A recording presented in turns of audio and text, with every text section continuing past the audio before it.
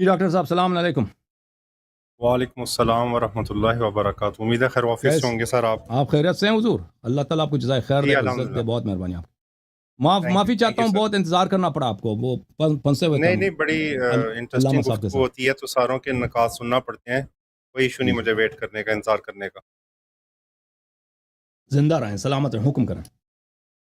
اچھا سر، بات اس طرح سے ہے کہ مجھے نہیں تھا علم اس چیز کا کہ ویڈیو آپ کے چینل پر بھی رکھی جاتی ہے.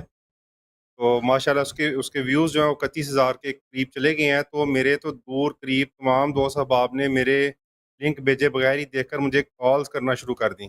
اچھا اچھا، ماشاء اللہ. اچھا، تو امید کرتا ہوں کہ آپ کے لیے کوئی آپ تکلیف نہ پیش آیا ہو، کوئی پرابلم تو نہیں، نہیں پیش میں آیا. آلریڈی مطلب مذہب کو اسٹڈی کرتا ہوں تو میں بڑا تحمل اور بردباری سے چلتا ہوں. تو الحمدللہ وہ میرے الحمدللہ. لیے کوئی ایسا مسئلہ نہیں. تو چند ایک سوالات ہیں جو دوست احباب کی طرف سے بھی ہیں، زیادہ نہیں ہیں. تو جی ان سر. شاء اللہ تعالیٰ مختصراً آپ سے جوابات لیتے رہیں گے نقطۂ نظر کو کلیئر کرنے کے یا سمجھنے کے پوائنٹ آف ویو سے. جی سر. اب جی سر، بسم بات اللہ. وہی ہے پچھلی دفعہ کی طرح کہ بحث یا تکرار کرنے کا مقصد نہیں ہے میرا. جی سر، بالکل. Thank you sir.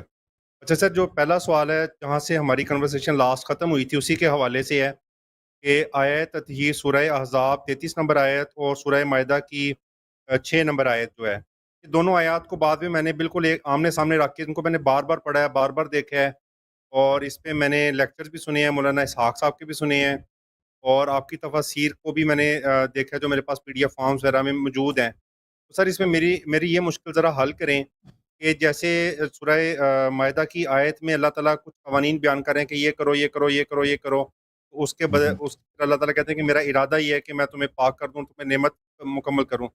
وہی پیٹرن اللہ تعالیٰ نے سورہ احزاب آیت نمبر 33 میں دہرایا ہے کہ خواتین کو کہہ رہا ہے کہ ایسے کرو، گھر میں رکو، پردہ کرو، ایسے کرو ویسے کرو. پھر آگے جا کے اللہ تعالیٰ کہتے ہیں کہ میرا ارادہ یہ ہے کہ اگر تم یہ سارے کام کرو گی تو میں تم سے جو ہے رجس کو جو ہے نا وہ دور کر دوں گا. تو سر پہلا سوال یہ ہے. تو عرض یہ ہے کہ یہ آیا خواتین سے خطاب نہیں ہے، اس کے دلائل بہت زیادہ ہیں. اس کی وجہ دیکھیں، میں نے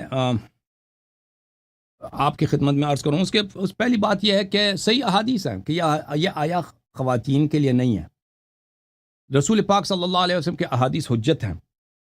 دیکھیں، میں اس کی احادیث بہت زیادہ ہیں، ایک نہیں ہے، احادیث بہت زیادہ ہیں. پہلی بات ہے آیت تطہیر میں یہ بات طے کرنا کہ کیا یہ ازواج سے خطاب ہے یا اہل بیت طاہرین خمسہ طیبہ علیہم السلام سے خطاب ہے. تو یہ کہ یہ ازواج کے شان میں نہیں آئی ہے، ازواج سے خطاب نہیں ہے، یا اہل بیت علیہ السلام سے خطاب ہے، یہ اس کے دلائل بہت زیادہ ہیں. ایک دو ہفتے پہلے اس صاحب سے اس مسئلے پہ بات ہوئی، وہ قادری صاحب آئے تھے، اب پچھلے ہفتے بھی آئے تھے، وہ ان سے گفتگو ہوئی تھی اس مسئلے پر. اگر آپ نے وہ پروگرام دیکھا ہو تو اس پہ میں نے کچھ دلائل دیے تھے. اس سے پہلے ہفتے بھی آئے تھے، اس پہ بھی میں نے کچھ دلائل دیے تھے.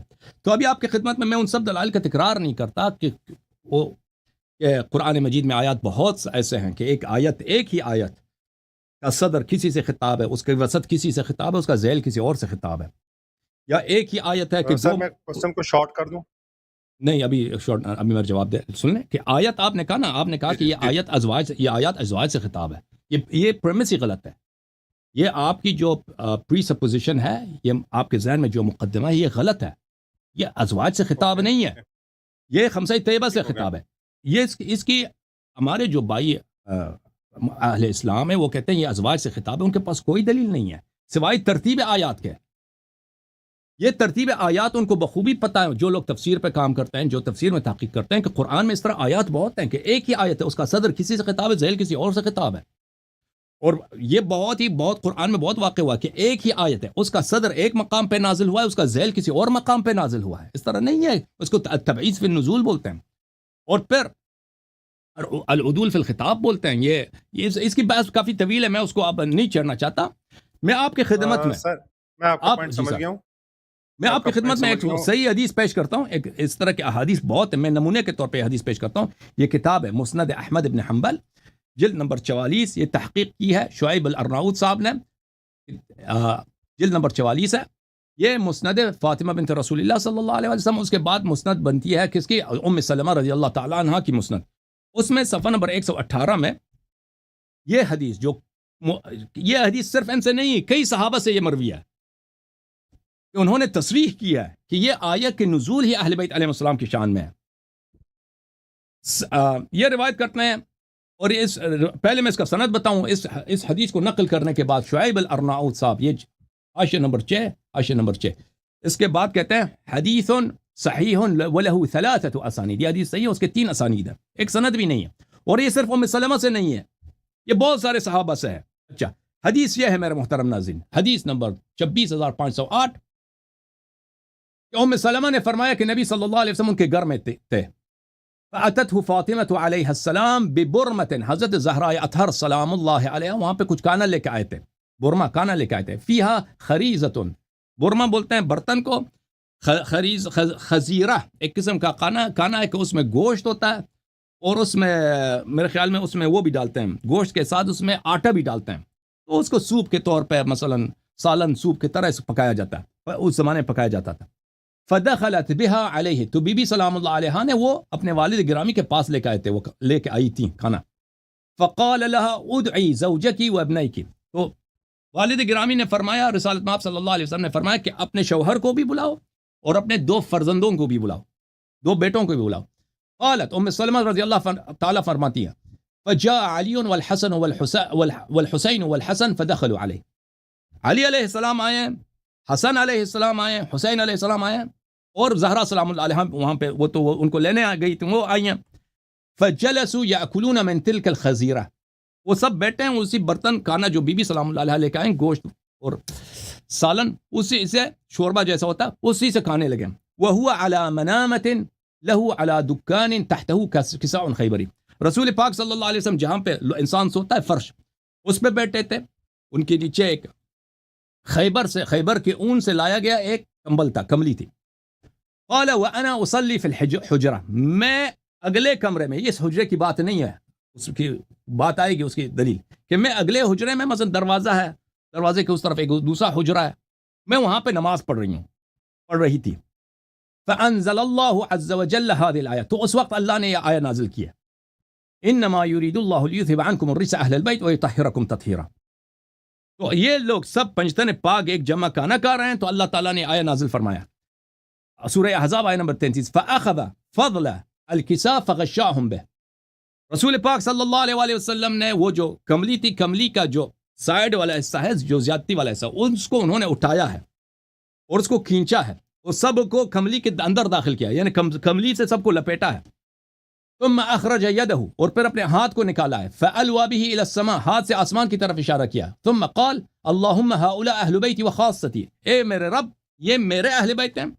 اور عربی زبان میں بعض ایسے نکات ہیں جو دوسری زبانوں میں نہیں ہیں. عربی زبان میں ایک ایسا حصر بولتے ہیں کہ ایکسکلوژن، کسی کو انکلوڈ کرو دوسروں کو ایکسکلوڈ کرو، اس کو بولتے ہیں حصر.